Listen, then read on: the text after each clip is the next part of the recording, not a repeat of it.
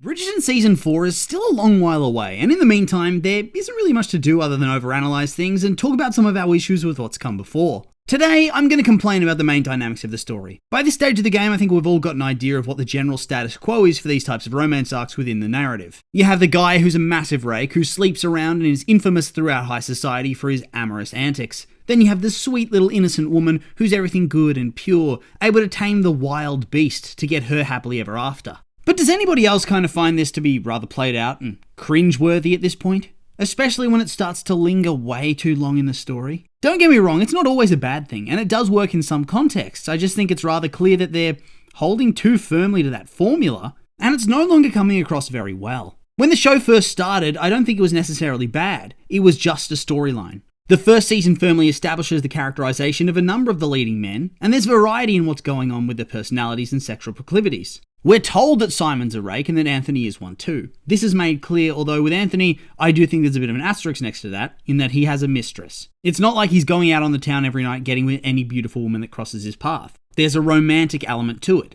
But yes, Simon, for the most part, I think his characterization actually works for the show. It's revealed that he's a person who's been damaged by an abusive childhood and traumatized into not wanting to develop any sort of long-lasting relationship. He saw the bullshit his dad put his mother through and thought, no way am I ever going to do that to a woman. No way am I ever going to continue the bloodline, title and legacy of this man who caused me and my mother so much pain. Thus he cuts himself off completely from romance and devotes himself to the life of the rake, until he comes into the orbit of Daphne, who he eventually marries, and then through some pretty icky circumstances we're not really going to dive into right now, he does eventually come round on having kids. Is it a perfectly written love story? No, but it's one that makes sense for the world in which they inhabit, and was the first one up, so that specific type of dynamic didn't really feel played out or tired or overused. It just worked well. It's honestly the same kind of thing for Anthony too. For one, whilst they do say he's a rake and showcase that some of his opinions are rather roguish, like when he scoffs at the idea of Colin marrying Marina, and laments that he didn't take him to brothels to get some sexual experience so he wouldn't rush into anything stupid, whilst he does behave in that way and say those things, I don't necessarily think the way in which things play out on screen present him in that light. They don't go out of their way to make him seem like a pig. A bit of a dumbass, yes.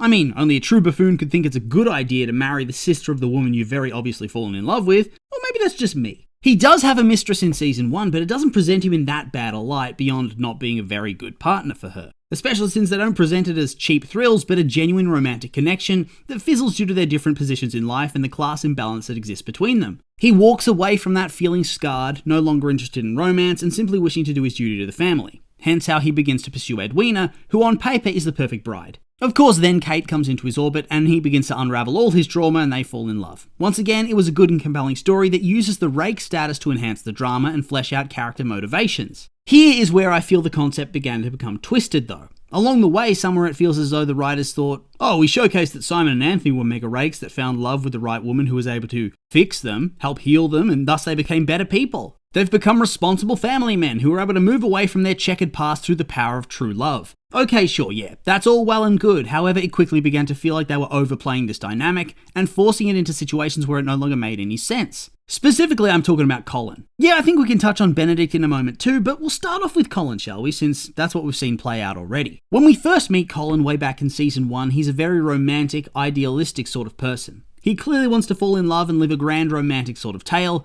which is something fresh. It's not something you often see from a male character in these sorts of stories. He's a man who's not cynical about love or a rake or whatever. It gave him this unique place in the story that made him fun to watch. Penelope's very clearly in love with him, and he seemingly just doesn't realise that fact, and despite all of that, treats her very well. You can obviously see where the story is going to go from their very first scene together. Then enter Marina. She's introduced as a cousin of the Featheringtons who's staying with them and has fallen on hard times. The man she was in love with and planned to marry went off to war, and when he was killed, he left her pregnant and unwed. Whoops.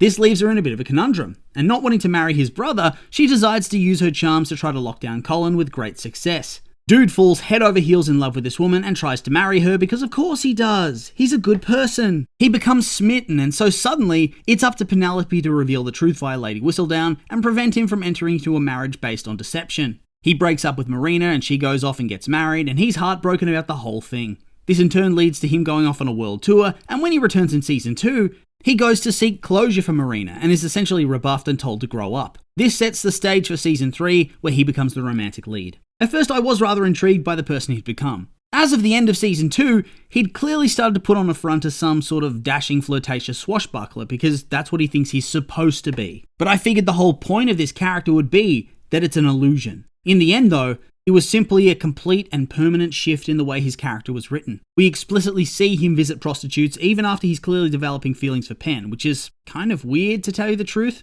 You don't want to watch that. It makes him feel less likable and pretty gross, which isn't what you should be feeling for your leading man, especially in the context of what his character was before. He had something different in his personality that set him apart from the other leading men, and then they just altered him when it was time to see his romance get put into practice. It was still good, don't get me wrong, and I still like the character, but I just don't think it was as good as it could have been or should have been. Which now brings us to the future. It feels like we're still doomed to keep falling back into that status quo. I mean, look at how Benedict's been handled over the course of the seasons. When we first meet him during the course of season 1, he's honestly a pretty directionless sort of man. He isn't all that interested in society and the goings-on of the ton. He likes art, we know that, and he gets involved with trying to paint.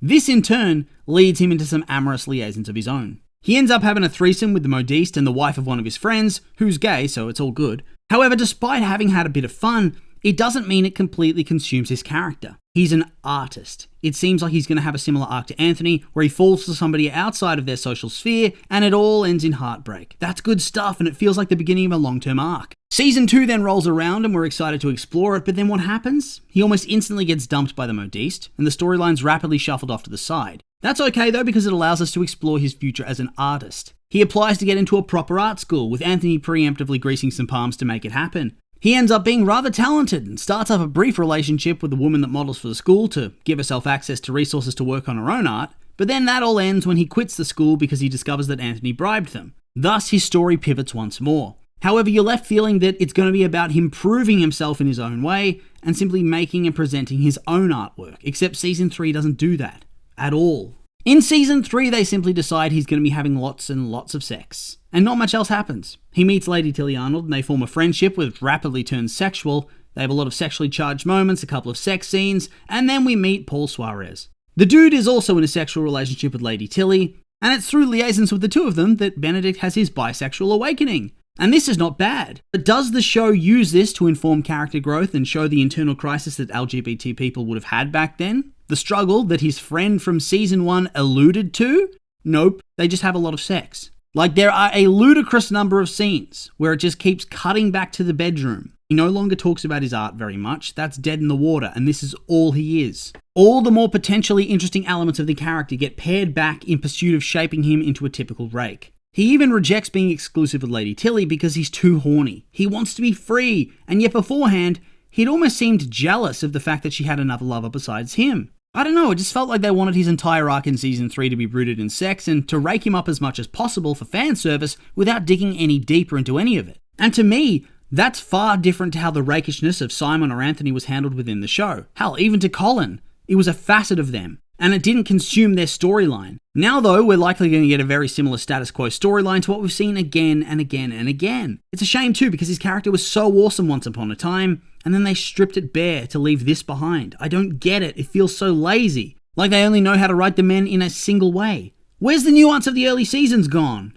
It's sad. Then we have Michaela, whose original book character Michael is apparently the king rake from what I've read, so I suppose they're likely going to maintain that status quo.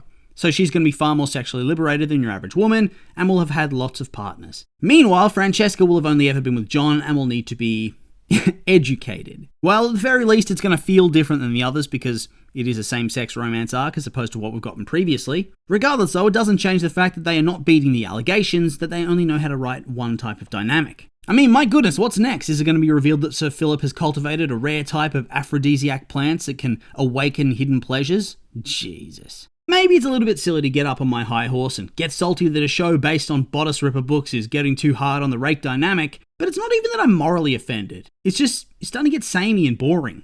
I loved the Queen Charlotte show because it felt different in how the main romance was constructed and executed. The character dynamics were fresh and exciting, and while sexuality was explored throughout, it felt very different. But now it feels like even when you've got characters that have their own personalities and whatnot, they have to follow a formula that's way too railroaded. It just feels like a dip in the quality of the writing, and it's very frustrating. Sometimes for me, less is more. Like there's a reason that dudes like Mr. Darcy and Mr. Bingley are considered beloved figures. Whether they're actually rakes or not in their private lives off page, it doesn't matter.